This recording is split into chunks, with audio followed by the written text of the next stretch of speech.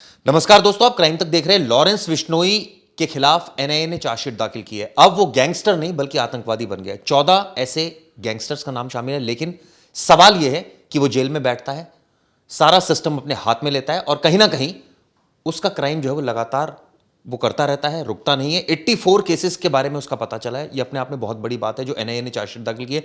4 से 5 केसेस में सुनील भाई कन्विक्शन, बाकी सारे केसेस पेंडिंग। और अब तो ऐसा कहा जा रहा है कि उसका संबंध पाकिस्तान से लेकर कनाडा से लेकर गोल्डी बरार से लेकर मतलब हर देश में अब उसका नेटवर्क है। इसलिए अब वो उसका हम लोग भी महिमा मंडन एक तरह से कर रहे हैं। नहीं, महिमा मंडन नहीं कर रहे हैं, उसकी सच्चाई बता रहे हैं कि देखिए जब सिद्धू मूसेवाला का जब मर्डर हुआ था तो उस समय हम लोगों ने सूत्रों के हवाले से और तमाम आशंकाओं के आधार पे जो हमारी रिसर्च जो भी एनालिसिस होती थी उसके आधार पे हम लोग कहते थे इसका टेररिस्ट लिंक है, इसका K2 जिसको हम लोग कहते थे खालिस्तान और हम जिसको कहते थे ना खालिस्तान और कश्मीर, तो उसके जो आतंकी हैं जो बब्बर खालसा नेटवर्क है उससे नेटवर्क है।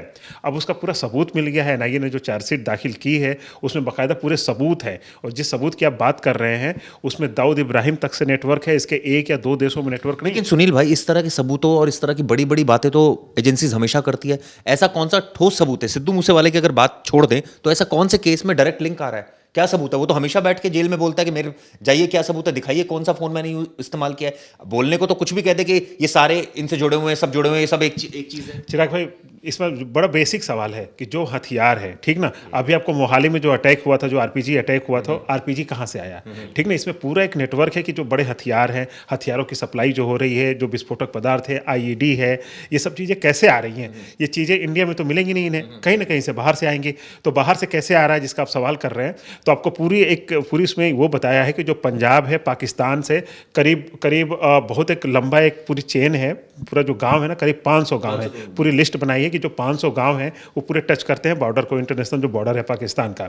उसमें से 5 किलोमीटर का पूरा इंटरनेशनल बॉर्डर का रेंज है।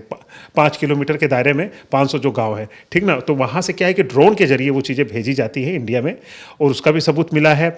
और ये जो आरपीजी अटैक जो हुआ था मोहाली वाला, उसमें भी इन लोगों का नाम आया था। और जिस रिंदा हरविंदर सिंह रिंदा की नाम आ रहा है वो खालसा नेटवर्क में है ही, ठीक ना। तो ये रिंदा आप सोच रहे होंगे कैसे लॉरेंस बिश्नोई तो जेल में है, ये कैसे नेटवर्क चल रहा है। तो आप हमेशा देखते हैं को वीडियो कॉलिंग जब कर सकता है, वीडियो पे इंटरव्यू दे सकता है, तो ये वर्चुअल नेटवर्क के जरिए ये पूरा कांटेक्ट में रहता है। और इसके जो 4-5 साथी हैं, करीबन 5 से 6 साथी जो इसके मेन हैं, जो गोल्डी बराड़ है वो कनाडा में है, कनाडा में अनमोल बिश्नोई है। और फिर इसका और भी पता चला है कि ऑस्ट्रेलिया में, थाईलैंड में। और इसके लिए पैसे कहाँ से आते हैं इसका भी सबूत दिया है कि उसके लिए थाईलैंड में एक मनीष भंडारी नाम का है जो वहाँ पे बॉलीवुड क्लब के नाम से पूरी चेन उसने बना रखी है। वहाँ पे क्लब है, उसके होटल्स हैं, वो पूरा जो हवाला के पैसे होते हैं, जो पैसे जो वसूली से यहाँ से आते हैं, अब पूरे जो विदेशों में पहुँचाना है, रिंदा तक पहुँचाना है, वहाँ से लेना है, हथियारों की तस्करी के जो पैसे, पूरा नेटवर्क बताया है कि करोड़ रुपए के जो लेन देन है, हवाला कारोबार वो ऐसे चल रहा है। तो ऑस्ट्रेलिया, आपका कनाडा, थाईलैंड, ये सारी चीज़ें मिला करके चल रही। तो ऐसा नहीं है, सारे सबूत के साथ है। प्रवेश, आपने स्टोरी भी बनाई है, आपने इसको इनफैक्ट एनआईए ने इसको आतंकवादी करार दिया। अब सवाल ये उठता है कि जब एक पूरा सीन समझे पाकिस्तान प्लस पंजाब का, अभी तक तो ये लोकल टेररिस्ट थे, अब ये खालिस्तान से जुड़ गए हैं, अब ये पाकिस्तान से इनको सपोर्ट मिल रहा है, अब इनको जो बड़े बड़े गैंगस्टर है बब्बर खालसा के वो सपोर्ट कर रहे हैं। बिल्कुल बताना चाहूँगा, क्योंकि देखिए बहुत पहले इन्होंने एक इंटरव्यू दिया था और उसमें कहा गया था कि मैं खालिस्तानियों का सपोर्ट नहीं करता, जो देश के दुश्मन वो मेरे दुश्मन। लेकिन जो एनआईए अब बता रहा है, लेकिन सवाल ये उठता है, इंटरव्यू तो इन्होंने दिया था, हाँ, लेकिन अब जो बात सामने निकल कर आ रही है वो बड़ी इंपॉर्टेंट है। जैसे लखबीर सिंह की जो साठगांठ है वो सीधा लॉरेंस बिश्नोई से थी। लॉरेंस बिश्नोई लखबीर सिंह के थ्रू रिंदा से जुड़ा क्योंकि वो चाह रहा था कि ऐसे लोगों का मैं यूज करूं, क्योंकि कहीं ना कहीं इनका भी फायदा हो रहा था। इनका सबूत समझे नहीं, ये तो एजेंसी ने क्लेम किया है ना। सबूत इसका क्या है? क्या कोई कॉल रिकॉर्ड है? क्या कोई ऐसा एविडेंस है? बोलने में तो एजेंसी कुछ भी बोल दे। चिराग जी, आपको भी पता होगा जो भी डॉन, अंडरवर्ल्ड डॉन जितने भी होते हैं, क्या छोटा राजन से किसी के डायरेक्ट कॉन्टेक्ट्स नहीं होते थे, किसी के भी ऐसे डायरेक्ट लिंक नहीं होते थे। लिंक के ही थ्रू उनका कनेक्शन पता चलता था कि समझिए मैंने सुपारी दे दी है किसी को मारने की, अब वो सुपारी के लिए गन्स मुझे कोई और प्रोवाइड कर रहा है, मुझे पैसे कोई और प्रोवाइड कर रहा है। आप अतीक का ही केस देख लीजिए, तो ये सब लोग इन्वॉल्व है ना। तो ये सामान जो है, हथियार है, वो बाहर से ही मंगा रहे हैं। और हथियार दे कौन रहा है? वो लखबीर सिंह मंगवा रहा है रिंदा के थ्रू, रिंदा और लखबीर सिंह के बीच कौन है? लॉरेंस है, ये दोनों की दोस्ती करवाने वाला। इनडायरेक्टली प्रॉफिट किसको हो रहा है? लॉरेंस को हो रहा है। और वहाँ किसको प्रॉफिट हो रहा है जो पैसे मिल रहे हैं?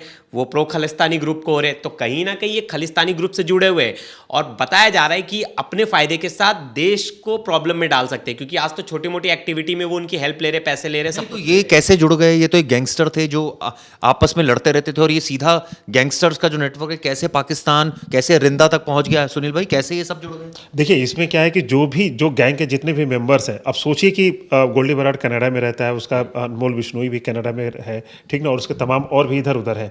तो उनको विदेश में रह रहे हैं तो उनको पैसा कैसे मिल रहा है? कोई जॉब तो कर नहीं रहे हैं वो, तो उतना ज़्यादा खर्चा, इतना बड़ा नेटवर्क चलाना, इतना बड़ा हथियारों की सप्लाई, ड्रग्स, ये तमाम चीज़ें कैसे आ रही हैं? ठीक ना, इस खर्चा कहाँ से आएगा चिराग भाई? तो खर्चे के लिए ये लोग वहाँ पे नेटवर्क है।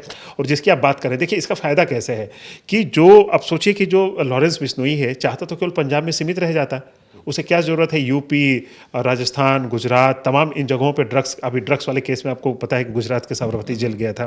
तो इन चीज़ों की ज़रूरत क्या पड़ी उसे? ठीक ना, क्यों ज़रूरत पड़ी? क्योंकि उसे बड़ा नेटवर्क, और जो K2 जिसकी हम बात कर रहे हैं, उनका सीधा सा मतलब है कि पाकिस्तान में अस्थिरता रहे, सॉरी पंजाब में, इंडिया में। तो इंडिया में सिर्फ केवल पंजाब में तो करते ही थे, कश्मीर पहले उनका टारगेट होता था हमेशा कश्मीर, लेकिन कश्मीर में थोड़ी कढ़ाई हो गई, चाहे जब मतलब इतने सालों से चल रहा है, तो इनको स्विच करके पंजाब में लाए। पंजाब चूँकि एक बड़ा सा उनका पूरी जो उनका बॉर्डर है वो सारा कुछ मिलता है इतना सारा, तो यहाँ पे अस्थिरता लाने के लिए तो इनका टारगेट ये है। लेकिन जो गैंगस्टर हैं, आप इनको देखिए, आप जो पूरी NIA है उसने बड़ी एक लिस्ट बनाई हुई है, केवल सिद्धू मूसेवाला मर्डर नहीं है, कम से कम 12 से 20 मर्डर आपने देखे होंगे। अगर पिछले आप 10 सालों का इतिहास देखेंगे तो एक से एक गैंगस्टर जो मारे गए हैं उसमें कहीं ना कहीं लिंक इसका मिला है। इसके या तो विरोधी हैं या तो इसके साथ वाले हैं, उन्होंने मारा। तो इसको बड़ा नेटवर्क खड़ा करना था, तो बड़ा नेटवर्क खड़ा करने के लिए पैसे कहाँ से आइए? मेरे कहने का मतलब है डायरेक्ट उन लोगों ने इसका फायदा उठाया, या क्योंकि इतना दिमाग तो इसमें रहा होगा कि मुझे अब एक्सपेंड करना है, या फिर वो लोग इसकी एक तरह से धमक देखकर या इसका स्टाइल देखकर वो लोग खुद इंप्रेस हो गए, इससे कांटेक्ट किया और अपने ग्रुप वो कहा कि भाई आप खालिस्तान मूवमेंट को सपोर्ट करो, हम आपको और पैसा देंगे, आपको पैसा ही चाहिए ना, हम देंगे आपको पैसा। बिल्कुल ये बात है।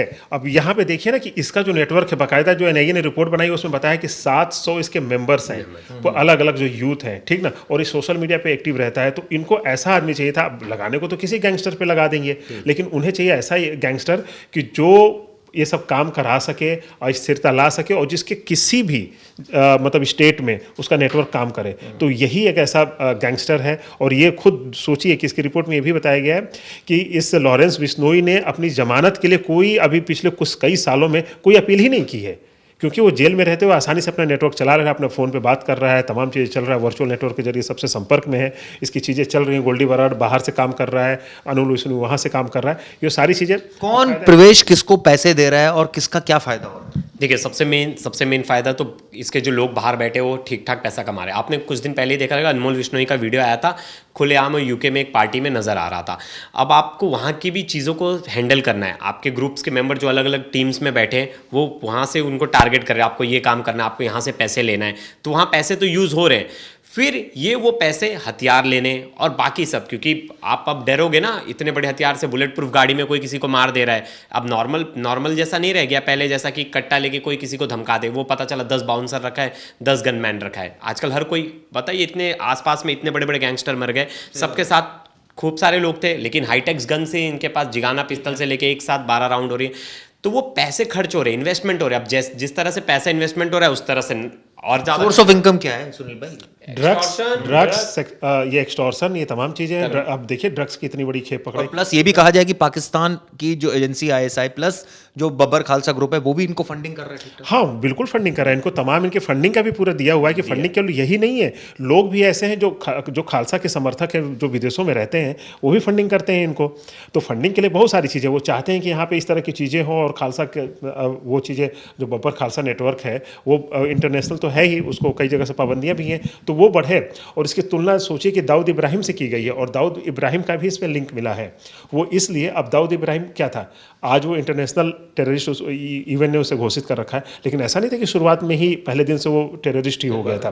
पहले उसका एक नेटवर्क था, छोटा सा गैंग चलाता था, वो भी ड्रग्स की तस्करी से लेकर के हथियारों में आया। फिर धीरे धीरे उसे लगा कि नहीं, अभी और पैसों की जरूरत है, हमें बड़ा नेटवर्क खड़ा करना है। फिर मुंबई ब्लास्ट में तमाम चीज़ें, ये सब जो चीज़ें होती हैं, अभी उसका है कि कराची में कहीं है वो इस तरह की की भी उसमें रिपोर्ट में आई है।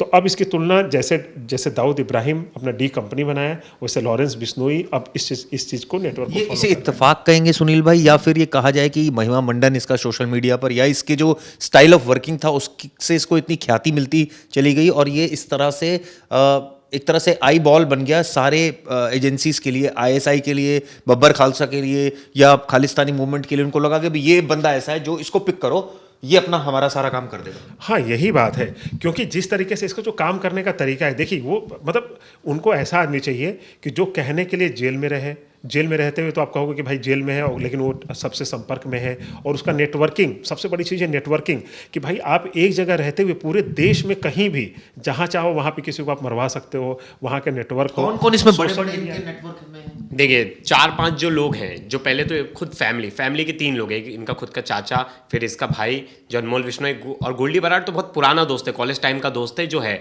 अब जो लोग जो मतलब ये प्रो खालिस्तानी ग्रुप से जो लखबीर सिंह है, रिंदा है, इन लोग अभी ऐड ऑन होते जा रहे हैं। ये अपनी पुरानी दुश्मन जो थे उन लोग से भी कहीं ना कहीं हाथ मिला रहा है, डील कर रहा है कि अब हम दुश्मनी कम करते, अब बिजनेस डील में बात करते। सर ने जैसे बताया कि दाऊद इब्राहिम ने क्या किया था, स्टार्टिंग में मुंबई में नॉर्मल ऐसे ही गैंगस्टर था, कोई बड़ा गैंगस्टर नहीं था, ऐसे ही गैंगस्टर था, मर्डर, फिरौती, ये सब चीज़ें करते करते पहला केस जब सामने आया था, जब जैसे इसने तो अभी आरपीजी में इसका नाम आया ही है, पंजाब वाला जो केस था, वैसे ही पहला जो केस नाम आया था मुंबई बम ब्लास्ट का, जिसमें इसने आरडीएक्स पहुंचाने में हेल्प की थी, मीडिएटर बना था, हेल्प किया था दाऊद ने। तो उसके बाद से उसी तरह ये पहला केस है, ये पहली सीढ़ी है। उस टाइम तक दाऊद को बहुत हल्का समझा जा रहा था कि बस समझा रहा था कि अंडरवर्ल्ड डॉन है, लोगों से फिरौती मांगता है, लोगों से पैसे मांगता है, एक्सटॉर्ट करता है। बाद में उस पर आतंकवादी घोषित कर दिया गया कि भाई अब ये टेररिस्ट है। फिर उसने एक के बाद बहुत सारे टेररिस्ट एंगल में उसका नाम आया। अब आपने देखा होगा बीच में एक खबर आई थी, जब राजस्थान में एनकाउंटर हुआ, राजस्थान में जब गैंगवॉर हुआ था, मारा गया था, उसके बाद से लॉरेंस एक सीधा मैसेज सबको दे रहा था कि जो मेरे अपोजिट है या तो हट जाओ या तो मेरे से हाथ मिला लो, सिंपल है, या अगर आप नहीं हटोगे तो मेरे पास तो अच्छी बैकिंग है, मैं जेल में हूँ, मेरे को जेल से बाहर नहीं निकलना है, और मेरे को सिक्योरिटी भी दे रही है। आप सोचिए, दिल्ली पुलिस बोल रही है कि आपको हम नहीं रख सकते, सुप्रीम कोर्ट में बोल रही है कि इसे वापस से पटियाला पंजाब भेजे, इसे वापस से वहाँ लुधियाना भेज दे, वहाँ तो की अपनी जिम्मेदारी से भाग रहे हैं। अब वो अपनी जिम्मेदारी से भाग रहे। लेकिन यही लॉरेंस बिश्नोई है जिसने पहले सुप्रीम कोर्ट का दरवाजा खटखटाया था कि मुझे पंजाब नया भेजा जाए। अब वो राजी हो गया, उसने कोई पिटीशन दायर नहीं की, कुछ नहीं दायर की। तो क्यों परिस्थिति बदल गई? अब क्या पता सेटिंग हो रखी है, या पुलिस अपनी जिम्मेदारी से भाग रही है, या सच में इसे लग रहा है कि मैं वहां सेफ रहूंगा। दरअसल इसके ऊपर हम एक सीरीज बना रहे हैं। आज तो हमने आपको एनआईए जो चार्जशीट दाखिल की, कितने पेजेस की है? अभी एक 170 पेजेस की है, और करीब करीब 150 पेजेस की है, जिसमें 84 केसेस का जिक्र है लॉरेंस बिश्नोई का। ये पूरी सीरीज हम चलाएंगे दोस्तों, और हम तीनों ही आपको इसके बारे में और बताएंगे। कल कुछ और इसके बारे में पढ़ेंगे और कुछ ऐसे एंगल्स निकालेंगे जिसमें पता लगे कि दरअसल ये ग्रुप कैसे, लॉरेंस बिश्नोई का नाम इतना बड़ा हुआ, कितना बड़ा ग्रुप है, कौन कौन इसके संपर्क में, कौन कौन फाइनेंस करता है, कैसे चलता है, किस किस केसेस में किस किस तरह से इसने क्राइम को अंजाम दिया। तमाम जानकारी हम आपको देंगे। फिलहाल के लिए शुक्रिया।